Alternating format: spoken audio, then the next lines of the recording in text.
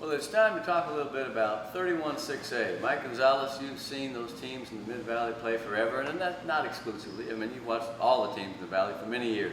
But I want to start talking about this district. I'm calling it the Black and Blue Division. Interesting. I mean, it seems like any of those teams on a given night can win it. Last year was similar to that, although Weslaco and Weslaco East ended up being the best of that bunch. Do you see that happening again? I do. I remember when the realignment a couple of years ago took place. The first thing that stood out to me was when East played High.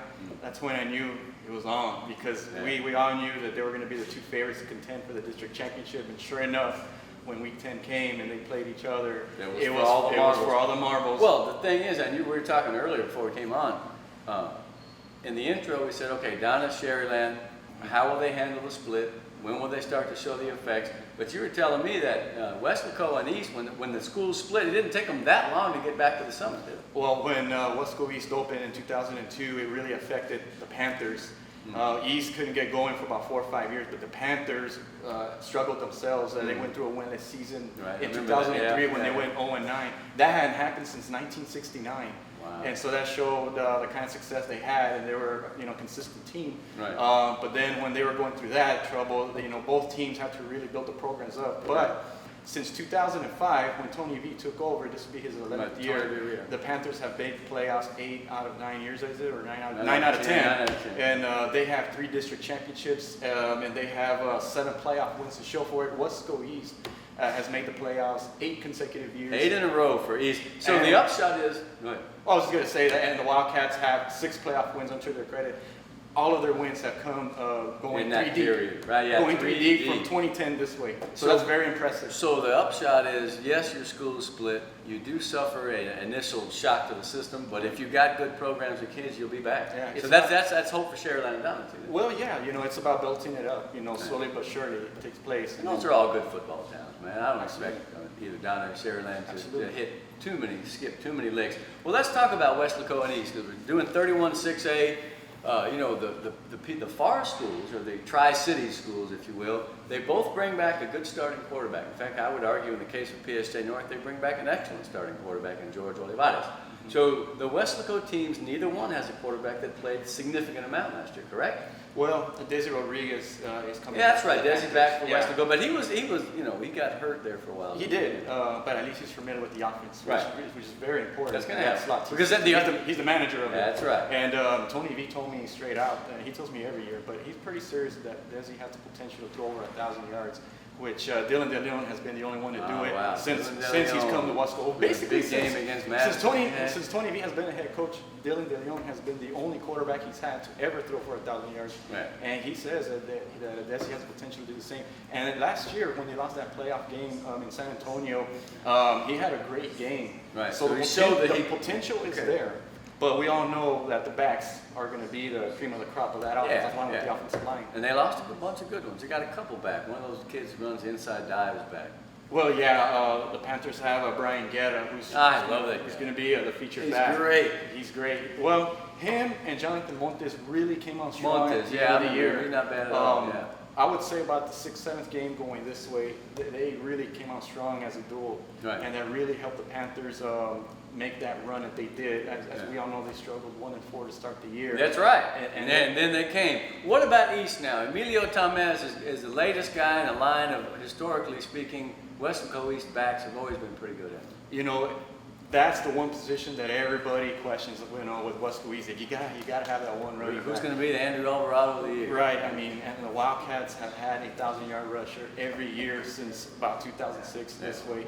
And no matter who it is, they've been sometimes able to do the job there. So sometimes, yeah. What about Ciro Rojas, who I think is one of the best all-around players in the Valley? Well, Weslaco East, he's a defensive back. They say he might play quarterback, but you're telling me now there's another option behind center for the East team. Well, Coach LeFever, the veteran coach, coming from Ben Bolt to the Ben Bolt Badgers, not to be confused with Bruni. Yeah, that's right. They're the Badgers. And his son, Richard, I expect him to get a lot of snaps. Big kid, right? He's huge. I was at the scrimmage on Friday, and he's the one that stood out to me. He's number 13, so I was thinking Dan Marino. Right. Big and strong, can sing that ball. So I'm curious to see if the Wildcats are going to throw the ball more than they should have. Well, hell, maybe they can throw it to Cedro. He's a great athlete. I love He's that. a great athlete. Oh, man, he can play anywhere. quarterback, he can play receiver, and Yeah. he can play defensive back. But one of the guys on that team that to me is not very big, but he's very good, is this Arroyo kid on the defensive line. Remember Marco Arroyo? Yeah. 64, I think. I really like that guy. I really thought they got Santos, Garcia back. I mean, I think they have enough weapons there on defense to be very. I think it's going to be one of the best defensive backs. Well, they have 8 out of 11 starters. Makes sense. back, J.C. which- Vargas too, right? Yeah. So Yeah. and some of those guys were reserves, but got a lot of playing time Right. throughout the season. So all that really helps. They finished 3rd in district last year. So them and Wesco High always have an aggressive defense. Yeah, The Wesco- Panthers always are one of the top defenses, not only in Absolutely. district but in the valley. In the valley, and They're this both year, physical. if they're going to be that again, then Jordan Nichols, I think, is going to have something Yeah. to say about that because I That's think right. that kid's very impressive. Okay, well, so Weslaco's looking good. Nothing's written in stone, but they're looking good. Let's talk a little bit about the far area, the Tri-City schools. Like I said, they both bring back quarterbacks, and you know as well as I do, it's very good to have an experienced quarterback that's been there before. The Mike Gonzalez, PSJ Memorial, right? The big Yeah. kid. Yeah. Louis' brother. Kuchirebe's back, the Yeah? coach. And, Wow, good to see that. Yeah, I it's think great that's going to to see give that. him a boost right there because Mike's a good coach. He is. He's one of the more respectable coaches, and he did a brilliant job in Mercedes. He was a consistency Yeah. was the key, bringing his team's always went to the playoffs. You know, and I expect him to do the same for the Wolverines. I mean, I Some don't know people what are kind saying that they're going to be a surprise team this year. Yeah, The we'll Wolverines. see. It's every other year. When you don't expect But it, they do well. when you think of Coach Urebe, you think of Coach Gomez, you think defense. So we do Yeah. know that that their defense should be among the tops Yeah. with Coach Urebe. Well, I know that Gomez is a big defensive And lineman. then you got Jorge Peña, Yeah, PSG yeah. North. Yeah. They beat Wesco 14-7 to open district last year. So that shows that, hey, they can play. And PSJ North, as you remember, was 0-10. Year before. Last year they went bananas, made the playoffs, caused a lot of buzz. I think they're going to be good again. I like this little Rene Ramirez Do you think running they're back. the workhorse? Huh? Do you expect them to be the workhorse? I don't know. Or the Wolverines? I don't know. I think the Wolverines have a shot. I figure North, having made the playoffs last year, should make it again if they have the mentality that wasn't just luck or an accident, that that's the way they are. Because if you remember correctly, before they went 0-10 for years, they were a consistent, successful program. They They're were always they good. were always among the Yeah. best. But at least the Raiders have 1 year under the system with Coach Right. Peña. So Yeah. that's out of the way now with Coach Urebe. He's got to bring in the system. And They've been working overtime over there. So, Right. so you're saying that with a new coach, you get good and not so good. The good is you get kind of a bump and an excitement. It really depends on the athletes, Right, how yeah. they respond to the system. And the Yeah. tough part then would be it's new. Well, I imagine that he'll start off very basic, nothing fancy, and then as he sees how his athletes respond to the system, maybe he'll teach them more and more and more, but he's going to he had these scrimmages, and then he'll have those non-district games before Right. district starts, and he'll have So the preseason is very important for Memorial. As long as they get Signs and Bocanegra, those great receivers involved. I mean, those are two of the best. You talk about, Vela's got great receivers. Right. Mission Vet's got great receivers. Right. I think those two kids are as good as they come. Yeah, like Wesco and Wesco East, their system has been in place for a decade now. Right. So with them, more than anything, Then they've been learning it on the freshmen and JVs, right? Pee Wee League, but but being healthy, coming into district as healthy as possible is very crucial for them. On the I other agree. hand, you got the PSJ schools where their systems are brand new. So Right. those kids, are going to kind of be thrown in the Still line of fire learning. a little bit, and they're That's still right, learning. yeah. So you got Coach Urebe and Coach Peña, they're kind of watching their kids and see what they have, and then come district, we'll see where they are. I think the non-district schedule is more important for them than the Western schools. Because of the age or the experience of the system. That is correct. I agree. Now, talking about healthy or unhealthy, let's go to the Edinburgh schools. Okay. Edinburgh North had kind of a hiccup off the bat. They lost some kids in the scrimmage, and they scrimmaged against Mission. They recovered, and they finished strong. And they were going in. They were playing better when it stopped. But they're going to have some running back issues now. They lost 2 kids. Luckily, they got a transfer from Vela by the name of Jaime Guerra. Okay. He couldn't get a shot as well over with Vela. He's over now at North, and I think he has a chance to be a 20 carry a game guy, and he's going to have to be. North made the playoffs last year. Economides didn't make it, but the Jags had made it 2 years in a row before that. Excuse me.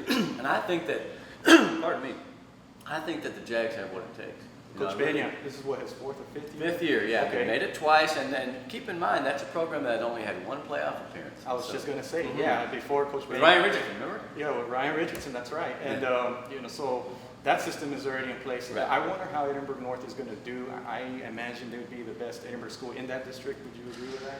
It's going to come down to the last game of the season. Okay. Economides plays North on November 6th, and that game for years has been a barometer if it was early and a decider if it was late. I feel like we're coming down to the last week of the season. It's rivalry games.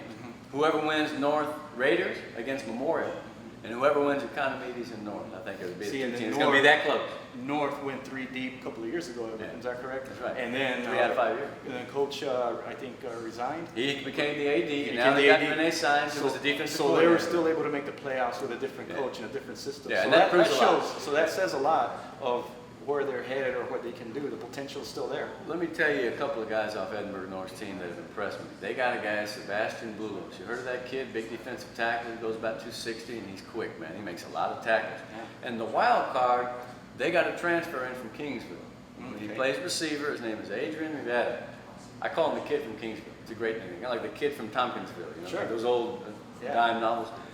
He's got some ability. He's a playmaker. He's tightly wound. I mean, every time he gets knocked down, he does a flip or he jumps back up. You just seen a guy like that, kind of like Hector Camacho or something. I mean, Yeah. he's a real stylish, cocky player. He's got a lot of talent. Yeah. He's going to lend them a lot of playmaking ability. I feel like North has a good chance as long as they can withstand those injuries at running back. Those kids hopefully will be back by mid-district, but it was a blow Yeah. to lose See, two good that's players another like that. program. Collarbones at like one series at the scrimmage. We're all sitting there going, are you kidding me? Yeah. No, but North will be there, man. That's an experienced Yeah. program. Health again. Yeah. Going with the far schools. Health means wealth. That's right. You know, the Panthers, I think, got lucky. Not lucky, but they were fortunate last year that they were able to ride that storm of overcome those injuries they had at the beginning of the Yeah, year. yeah. And Because they were hurting we at first. We Yeah, they weren't were. sure if they were going to be able to pull together. They were able to pull it together, mainly in the offensive line is where they really hurt. So what happened is that they had to bump up their JV kids, and they responded. You never know, right? The new guys come in and sometimes they're great. Sometimes they play like number twos, right? So, I mean, and that's something you don't know really until the bright lights and Friday go on Right. and the kid is standing there and he has to play. Right. Some guys just waiting for the chance and end up being all district. Other guys, you don't That's even right. remember them after the season because you're 4 and 6 and you didn't make And I it. tell you what, if they're able to do well against like the Wesco East and the Wesco Panther defenses, who are among the most respected in the valley, you know, that will say a lot.